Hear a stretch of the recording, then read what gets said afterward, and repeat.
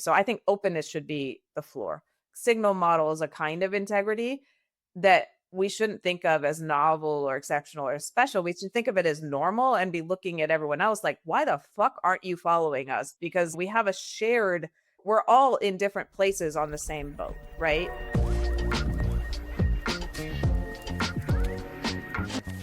What does open source even mean in our LLM and tech monopoly era? The India AI Impact Summit is leaning in hard on concepts that are important, but also often co-opted.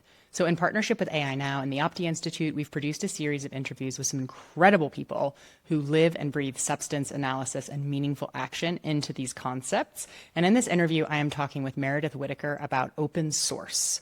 Meredith Whittaker is the president of Signal Foundation, which builds open source, privacy-focused technology, including the Signal Messenger app, which if you don't have it downloaded on your phone, do that right now. She was a core organizer of walkouts at Google over military contracts, among other controversial moves by the company in the late 2010s, and left to found the AI Now Institute. So let's get into it. We wanted to sit down with you to talk about openness, which is something that comes up constantly as kind of both a solution and also sometimes presented as a threat in the context of AI conversations. So starting with some of the things you've said about this, you've talked about tech companies waving the rhetorical wand of openness to detract from concentrated power and wealth. So can you say a little bit about why you think there's this fixation on openness, and why have systems that are in practice closed actually sort of tried to grab the mantle of openness within this space? That is a great and very, very big question. And I'm circling it to think about like, where do we start? Because there's an answer to this that I'll flash quickly at least. Ultimately, interconnected networks, communication networks, or the internet require openness at some level. They require shared standards, shared protocols, shared operational norms that allow the network to connect, to be interconnected, to interoperate.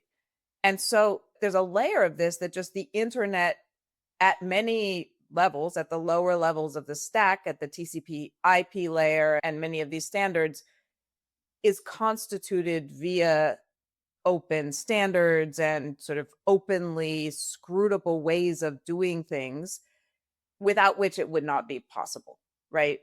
And that's part of the answer. And then there's a sort of history around open source software and the commercialization of software as a product, as a service, and then the commercialization of the internet, where there was a lot of discussion around who should be able to build and scrutinize these things, who should be able to reuse these things, how do we ensure that this is not simply a corporate technology, or if it is, that these corporations are kind of sharing back in the name of innovation. And I won't go into the sort of politicized history of Richard Stallman versus Eric Raymond in the 90s, because no one needs that, nor do we have time, nor are anyone's attention spans now calibrated to do much more than half of what I'm going to do here.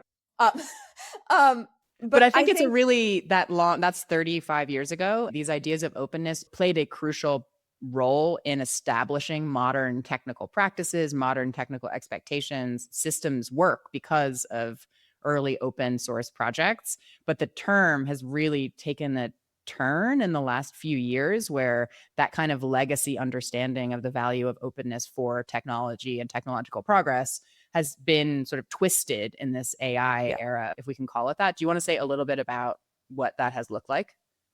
yeah. And I think what you have is a term open source that was applied specifically to software. There were different licenses that were created around the concept of open source.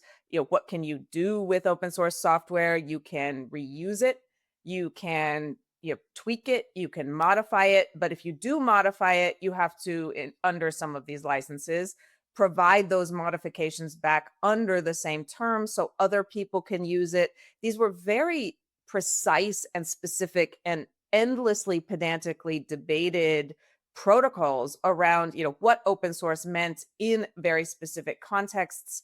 and that applied to software, which you could basically take a binary, take the package, and rerun it on your machine, your set of servers, sort of reuse it. Pretty self-explanatory, at least in contrast to what we're talking about with AI.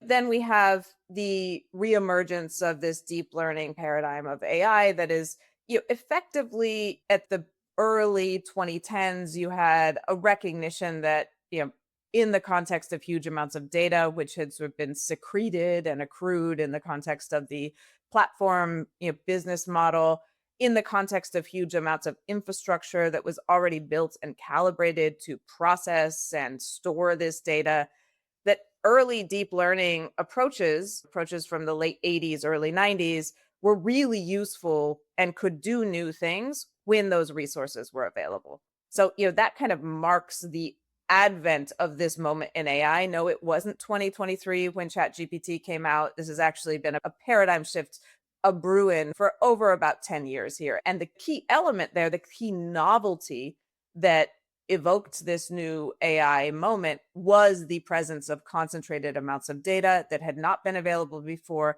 and powerful distributed computational systems to process that data, to train these models, and then to perform inference or use these models. So we need to keep that in mind then when, and I think it was, I don't know, 2023, 2024, open source AI becomes a thing, right? At least rhetorically. There have been people working on more or less open models, et cetera.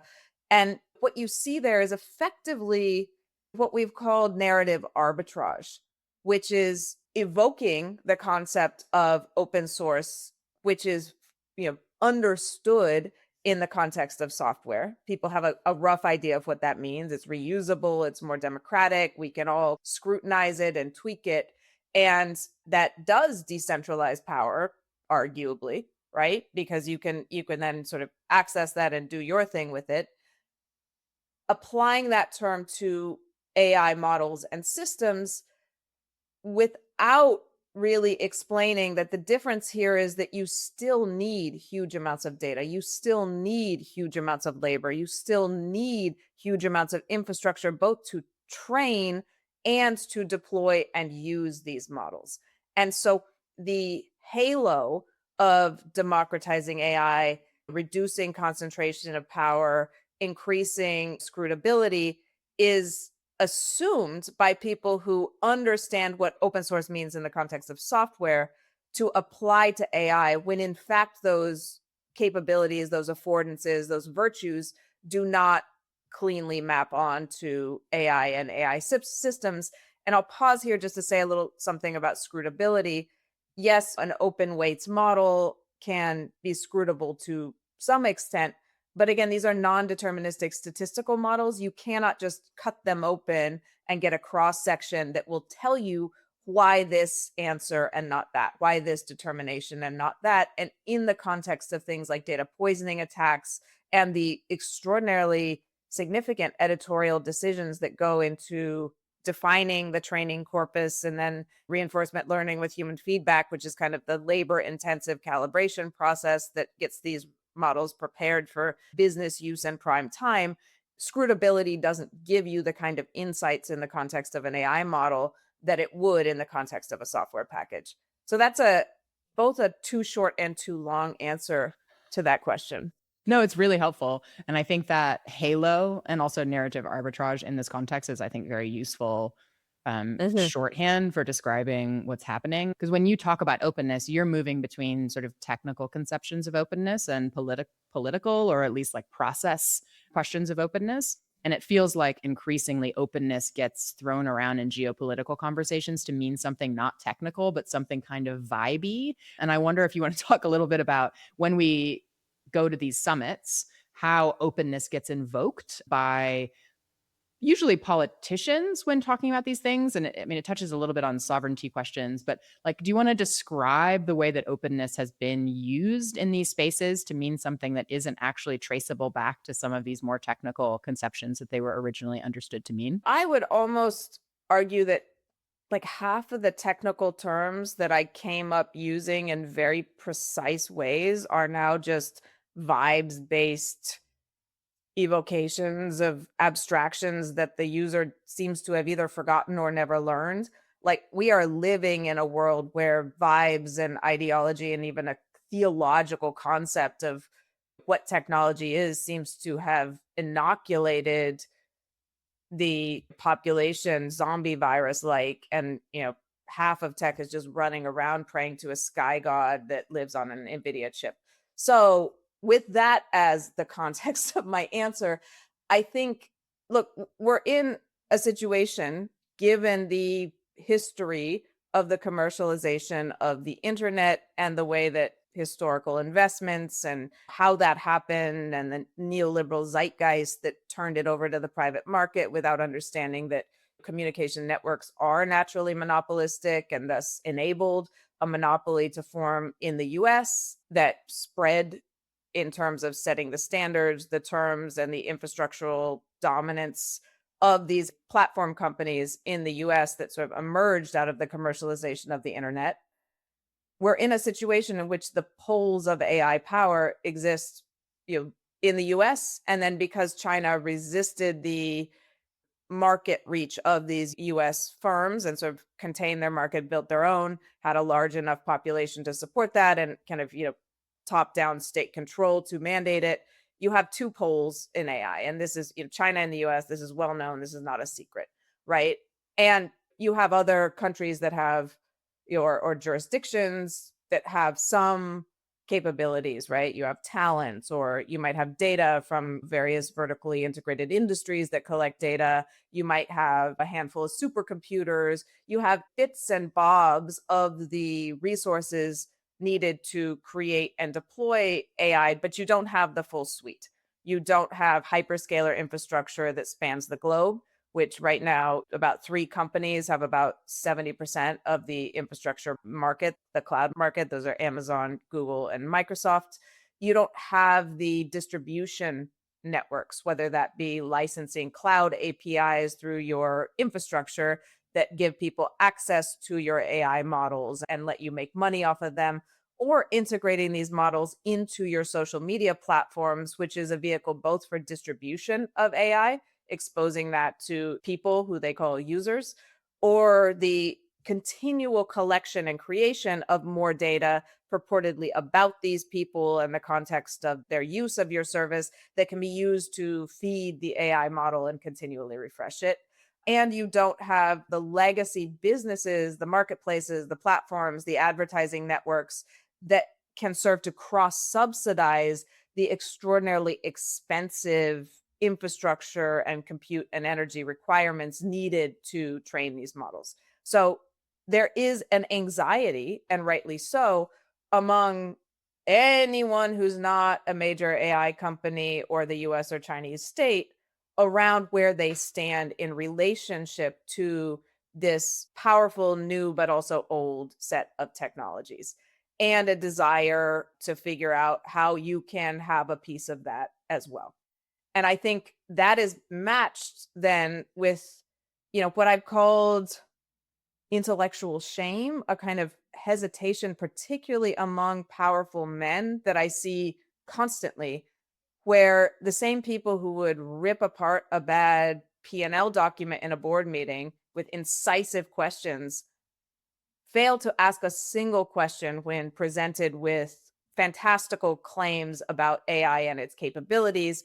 I think largely because there is a fear of looking non-technical, looking ignorant, looking behind the curve. There's sort of a FOMO driven juggernaut that is dictating the need to adopt AI. We don't know where, we don't know how, we're not sure how we measure it, but if we don't have an AI strategy, we are behind.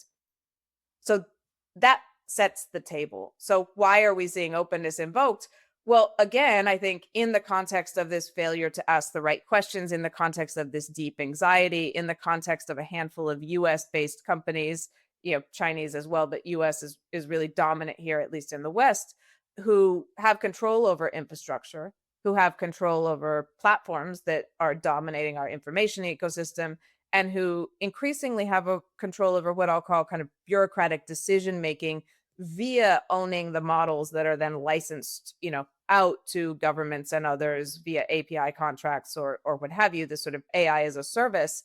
there's anxiety about sovereignty. There's anxiety about like, what is a state if these things are sort of ceded to centralized corporate actors? How do we get a piece of this? How do we maintain our status, our parity with these states that do have these, the two states that do have these? Terms like openness sound pretty appealing, right? Well, if it's open, if it's democratic, if it's kind of looks and smells like open source software, that means we can have a piece as well. That means we can take an open model and we can use it, right? And I think there's two things going on. One, there's probably some honest misunderstanding because God knows no one's asking questions, and like there's a lack of grounded material basis for this, for a lot of the claims that are being made about AI in government and elsewhere. And I think there is just I would say kind of weak political opportunism where you don't want to look like a loser. You don't want to look like you don't have a solution to this. You'd like to spend the remainder of your time in office or your time in power being a person who won, not a person who lost. So quickly trading on a little bit of rhetorical exaggeration may feel or be in the short term more advantageous for your own political positioning, allow you to sidle up next to those in power and pretend you're with the party, as opposed to going direct with them and saying, this form of openness is not actually providing the affordances that we need.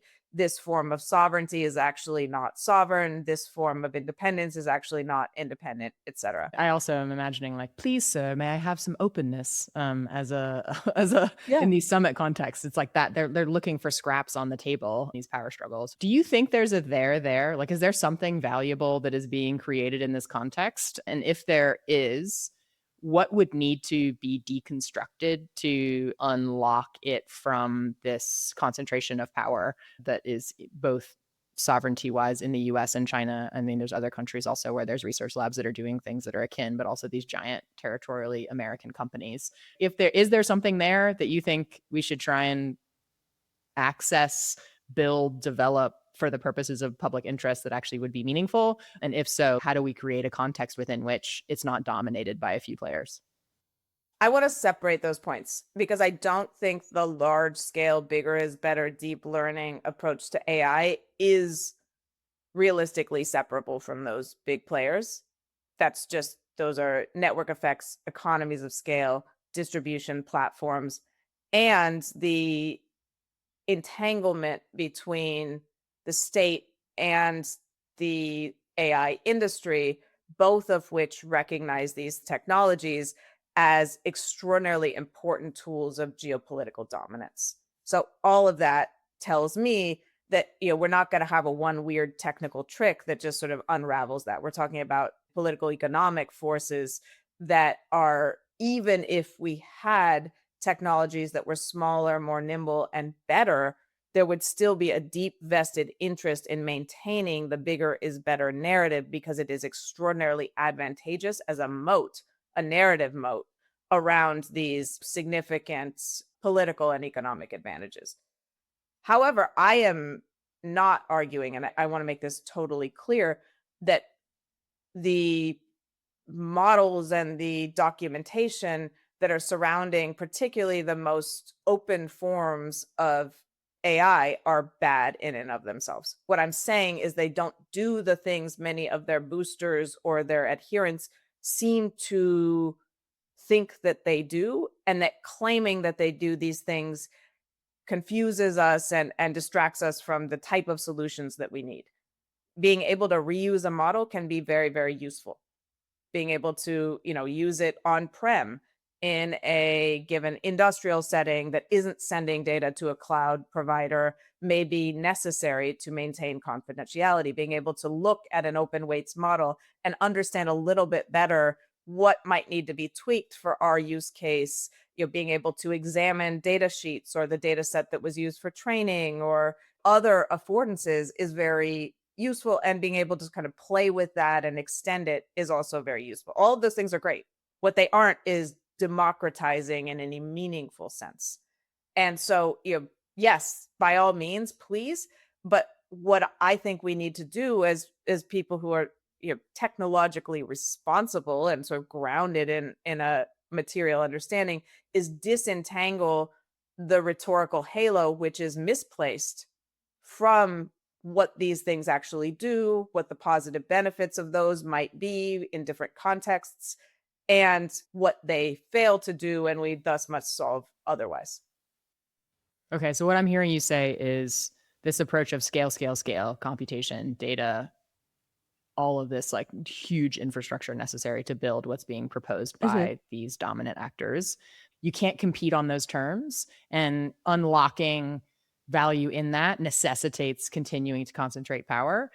But there might be stuff that has been created, insights gleaned from academic research and innovators doing interesting things that would have value if only we could stop paying attention to these scale, scale, scale general purpose model approaches and instead focus on solving actual problems and pursuing those problems in a more kind of realistic way. I want to pick that apart a little bit, Yeah. because what I'm saying about scale is that it will never be, that paradigm is not democratizable. Yeah. You can't compete on those terms. Yes. What I'm not saying is that a given large scale model that is open sourced and usable, open sourced in the limitations that we talked about, and usable by others, doesn't have utility. Oh, But interesting. what Okay. the Yeah. utility it doesn't have is a utility to level the playing field vis-a-vis AI dominance. The utility it could have is you can use it on-prem, you can extend it, you can do XYZ. Yeah. But it is not democratizing, it doesn't level the playing field, and it doesn't address the significant monopolistic advantages that have accrued to US firms on the one hand and Chinese firms on the other, and cannot be undermined simply by sort of innovation or open washing.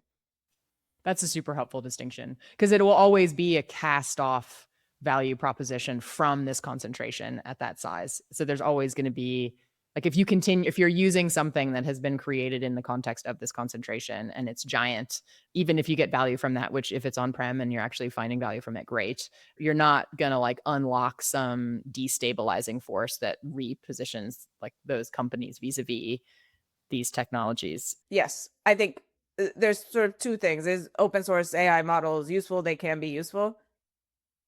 Are they a challenge to the concentrated power of these companies? No. And even if you created an open source AI model completely outside that, right, on a supercomputer with data I don't know, you've always got somewhere, but like Yeah. ultimately, all of that, it still wouldn't be a challenge because it doesn't challenge the actual resources that are currently concentrated that in combination are necessary, that include distribution networks, that include economies of scale, that include entrenched reach, that include the ability to define the tooling and the standards and yada, yada, yada, yada, yada. I didn't realize I would have this question, but would you ever use as part of Signal large models that had been created in this context and that had sufficient open source constraints? Like, is that something you guys would ever do? Or are you just like, no, thank you. I don't really want to be a part of what's happening there. I mean, in the context of Signal, my answer is always pragmatic, right? It's not like, oh, we disagree with this existing, so we will ignore it, right? Yeah, we do use a small open source AI model, not an LLM. It's small, but we use a model that is meant for face detection, and we use this to enable our blur faces feature. So when you take a picture of crowds, you can just sort of like push blur faces. It'll block out people's faces, so if you post on social media, it's not scraped up by a Clearview database. That is very clearly a privacy preserving use. Everything stays on device. It's not sending things out to inference via some LLM on a cloud server, et cetera, et cetera. That's so I cool. I think, didn't know. That's like Obscuracam. So Obscuracam yeah, is kind yeah, of like within Signal now. That's so cool. I didn't know it's that. been there for over 5 years now, and you do it in the media editor. You can find the setting. That's super cool. So that's yeah, of course we'd use that. That helps people. That's totally aligned with our mission. It's not a purist stance. I think with these large, particularly LLM models, my reflexive answer is one, there aren't models small enough to run on device, and that's a problem. And then we get into what WhatsApp's doing, where you're kind of like splitting the baby around like, well, we're sending data off site to be processed here, but we're saying that it's end-to-end encrypted because we're just counting our server as an end, right? Like that gets really messy and frankly dishonest. I think my other answer to that is like, I don't think people want AI in their clean, crisp, beautiful, cool messaging app. Like I there just is not want a one need to for one. this. Yes. Yes. Most Agree. people, I see most of the AI implementations when they're happening in these types of consumer products are happening because they're at companies that have invested a huge amount of money in AI and have company-wide OKRs and other goals that you don't get promoted if you don't meet, that are like, ship AI, use AI, AI's got to be in your feature or you're not succeeding. Then you see these janky implementations that are taking up like half of your screen real estate to like summarize a thing you do not need summarized when you can't even find the fucking search function that you actually need. Like the whole thing is like from a user perspective really bad, and that, so we're not doing that, right? But there is a hypothetical case where it's like, okay, similar to face blur, yes, this would be useful, yes, it's not obstructive, and I can't think of what that would be, but that's Yeah, my but you're not. general answer. I mean, I like that you're taking a pragmatic approach and evaluating these technologies, because I think there is a rhetorical straw man of AI evangelists who say like, oh, like these people are rejecting that there is ever any value going to be created, or the possibility of at some point it could be a useful thing to incorporate into technologies. So I feel like this is a very healthy and also challenges AI evangelists to anticipate your answer would be absolutely not, never, which I think is good. Yeah, look, I don't have the privilege of living in a counterfactual universe, right? Like this is it. It's here. If there are normative expectations that are set so pervasively that signal doesn't work as working is understood by the average person who needs to use signal if their friends are going to use signal, then we have to meet those expectations. Like again, this is not an academic exercise. We have to build something that is useful, or we don't acquit ourselves honorably of our mission. Yeah. Okay. Well, turning back to the summit and thinking about how openness gets invoked, do you want to say a little bit about how it sits next to things that don't get invoked, like privacy and surveillance? So I feel like in these summit spaces, because were you at the UK summit? No, no, no. That was not my scene. Yeah. But in the Paris one, I imagine you weren't having too many conversations about surveillance, or if they were happening, it was because you were bringing it up. Yes. I mean, look, these summits are not substantively rigorous, right? Like I don't, most things were very high level. It felt like a participation trophy festival for everyone who was left out of AI, but I didn't get a sense of like what are we getting our arms around here vis-a-vis any type of action. So that's look, I'm from Silicon Valley. I'm a fairly practical, fairly brash person. I've lived in New York for a long time, so maybe my expectations are a little torqued, but I did bring up surveillance. Yeah, that's one of my things. But basically, like yeah, okay. I mean, I feel like the fundamental premise of these summits is not, as you say, to engage with rigor. And so, of course, a politically pressing question like surveillance that is nominally challenging and complicated for nation states to talk about isn't going to come up because they don't want to talk about it. Well, yeah, they don't want to talk about it, but it's the ghost in the room when you're talking about who owns your data. It's the ghost in the room when you're talking about where are you sending your prompts to, where are those going? So it's a present absence. And I did speak about it at the summit when I spoke about AI agents and the integration of these technologies that sort of claim to manage our lives for us, but are in doing so demanding huge amounts of access to very personal data and creating very broad and deeply integrated architectures that are, I'll just leave it at this, but extraordinarily insecure insofar, to the extent that when you look at kind of an architecture for agentic integration of one of these systems into an operating system, it doesn't look too dissimilar to targeted malware in terms of the pervasiveness of its access to data and its ability to operate with few constraints. So that as both a threat to the kind of privacy that Signal provides, which necessarily requires that we trust the operating system because we are an application developer developing on top of an operating system, and the threat to our broader cybersecurity and infrastructural integrity more generally is something that needs specific attention. And I'm speaking now after Claude Molt book, just that, just massive proof of concept of just how deeply insecure these systems are and how dangerous it is. And this was a dynamic I actually didn't quite clock until this whole saga. Most people who are engaging in this AI debate at the level of sort of powerful actors have no idea about tech, and that's fine. Not everyone needs. It's a narrow discipline, right? But what we have now with the sort of vibe coding crypto influencer turned AI influencer cohort is a bunch of people who have no idea about tech, but are pretending to have an idea about tech and are being taken seriously because they can spin up a proof of concept via Claude Code in 3 minutes. And a bunch of septuagenarian CEOs are taking their word for it.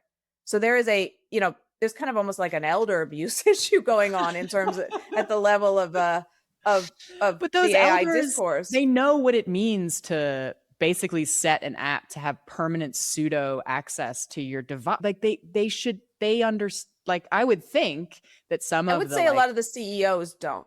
A lot of the heads of state don't, right? I would say most tech people do, but you got to look at where the bread is buttered in that case, and some of the reality smudging that ideas of super intelligence and ideas that right now we're just halfway down the path to a godhead that will back propagate solutions to all the problems we are creating now are doing to enable a kind of forgetting, like a historical erasure of just like the most technical basis. Like, yeah, we left an API hook to your CLI open and now everyone can drive your fucking computer. Cool.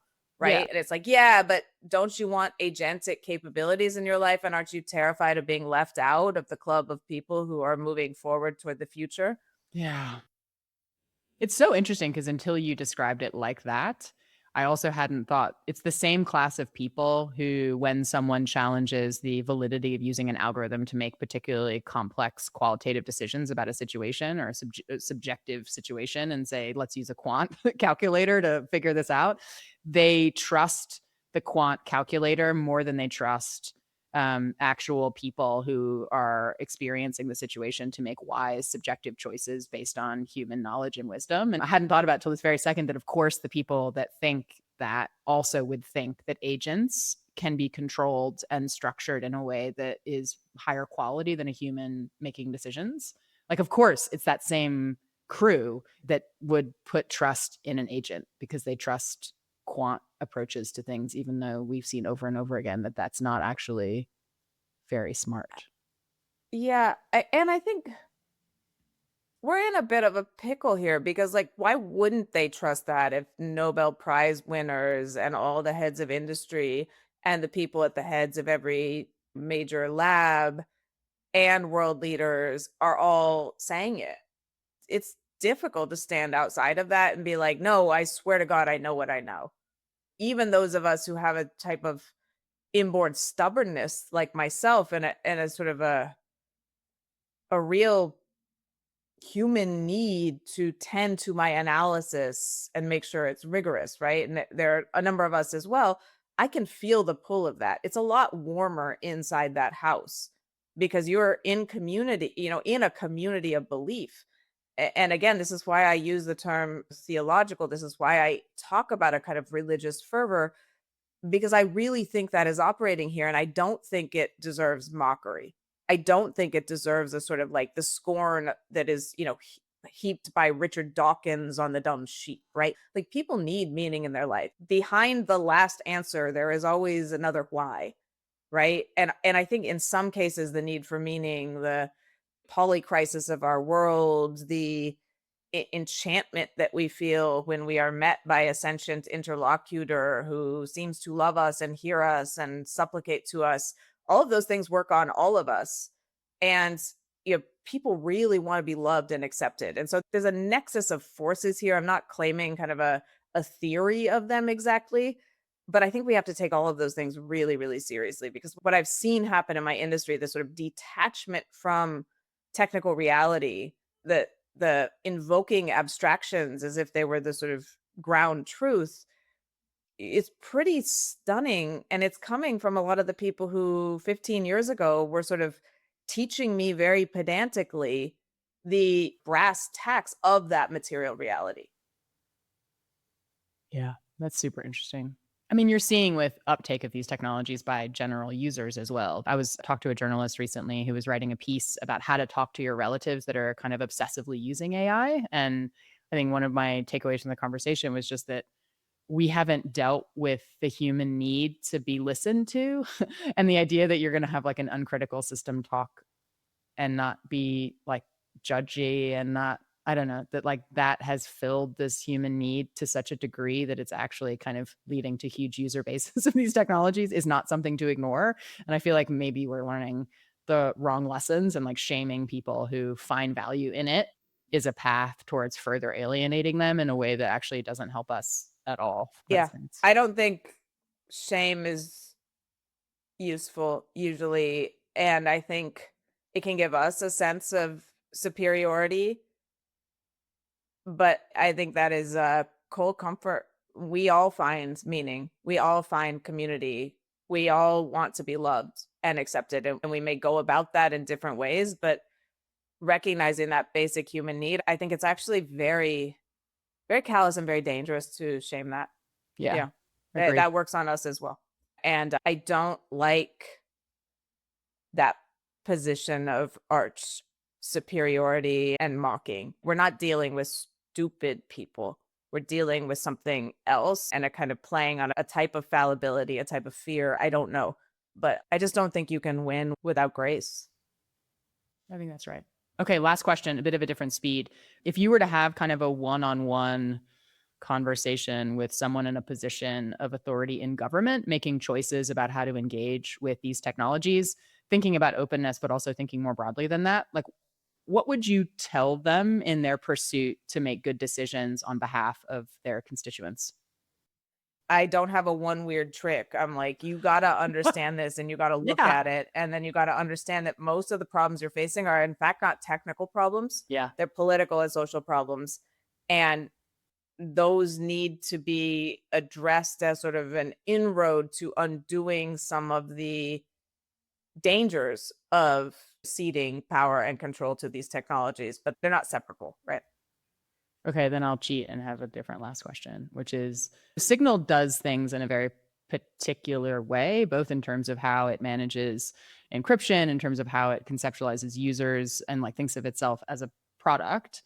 If you had the opportunity to talk to other people who run product companies or people that are building things in this environment, are there things you wish more institutions would do to kind of make it feel like Signal's less of a beachhead or like outpost out in front of everyone?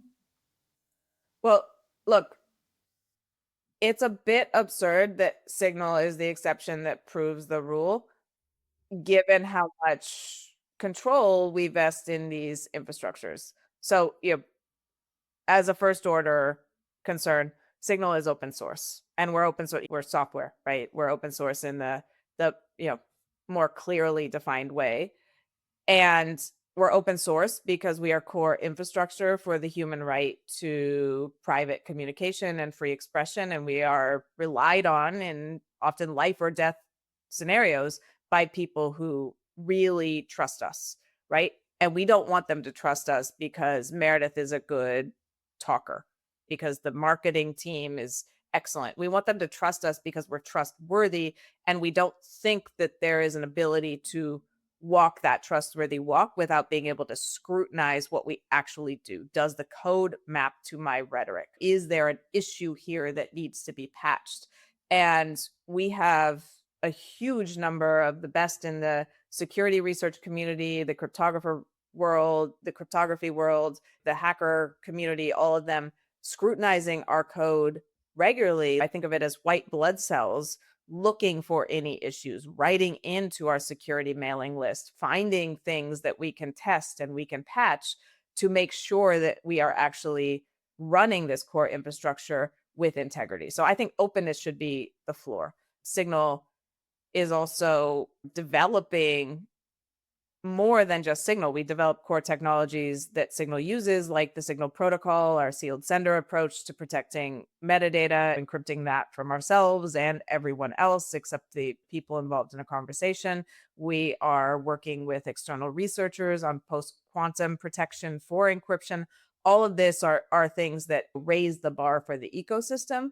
And we think there should be a lot more giving back to the ecosystem to enable secure, private, and non-extractive technologies, given the amount of reliance we place on these, given the fact that they are now the nervous system of our institutions and societies and information diets and all of this. So I think Signal models a kind of integrity that we shouldn't think of as novel or exceptional or special. We should think of it as normal and be looking at everyone else like, why the fuck aren't you following us? Because we have a shared, we're all in different places on the same boat, right? When a CrowdStrike outage takes down half the internet, when one of these companies turns out they were sharing data with governments or otherwise undermining their ethics principles by participating in military campaigns or what have you, we should really be questioning, how did the formation of power that enabled that with the decisions of a handful of people in service of whatever their quarterly returns are, their short-term outputs, their what have you, be able to make these socially significant decisions on behalf of everyone else without scrutability, without clarity, and without, some form of democratic governance and oversight. Amazing. Okay. Well, let's leave it there. This is great. And I think a really good primer that hopefully gets people's hackles up when they hear openness in the context of summits or when we see it on the world stage, because I think we should be deeply skeptical of this term and use it with intention, even if it's hard to define in the kind of current situation we're in. So thank you. Cool. This was great. Thanks again to Meredith for joining me for this conversation. And as a reminder, this episode is part of a series we're doing in partnership with AI Now and the Aapti Institute called Reframing Impact, AI Summit 2026. We've got interviews with some incredible guests, and you can find the full series on our YouTube channel, so go check it out.